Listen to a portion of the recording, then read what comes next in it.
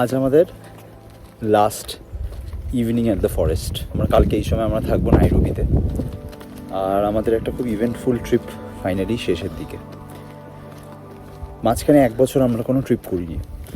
আমাদের ফ্ল্যাট তৈরি হওয়ার পর এটা ফার্স্ট ট্রিপ।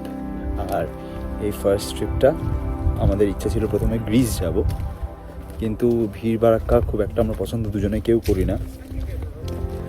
তো আমরা ডিসাইড করি আমরা কেনিয়া ট্রিপে আসবো।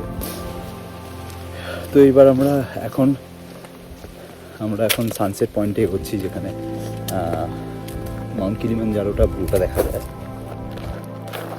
খুব ইমোশনাল একটা আপস অ্যান্ড ডাউনসের মধ্যে দিয়ে এই ট্রিপটা কাটলো। পুরো খুলে গেছে দেখ মাউন্টেনটা। আমাদের নাকি দেখা যায় না। হ্যাঁ, মাউন্ট কিলিমাঞ্জারো কিছু কিছু জিনিস, just to summarise our trip, কিছু কিছু জিনিস যেটা আমাদের এরা বলছে আমরা খুব লাকি। সেটা হচ্ছে প্রথমে একদম পার্সোনাল লেভেলে সিংহ দেখা, বিগ 5 একবারে দেখে নেওয়া, কিলিমাঞ্জারো একদম ফেস টু ফেস স্পট করে দেখে ফেলা। কারণ কিলিমাঞ্জারো নাকি মাসের পর মাস মেঘের আড়ালে ঢাকা থাকে আর ওটা দেখা যায় না, বাট আমরা সেটা স্পট করে ফেলি একদম অনেক দূর থেকে। প্রায় 1.5-2 ঘন্টা দূরে ছিলাম আমরা অ্যাম্বোসেরি, সেখান থেকেই কিলিমাঞ্জারো দেখা যায়।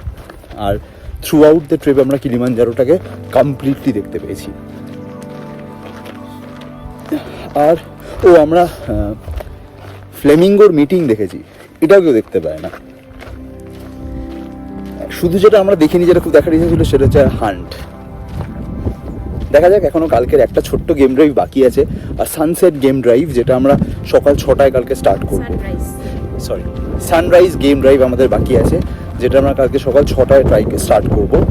আর 8:30টার মধ্যে আমরা এখান থেকে বেরিয়ে যাবো। ওকে, হাত খুব ব্যথা হয়ে গেল বন্ধুরা, পরে কথা হবে।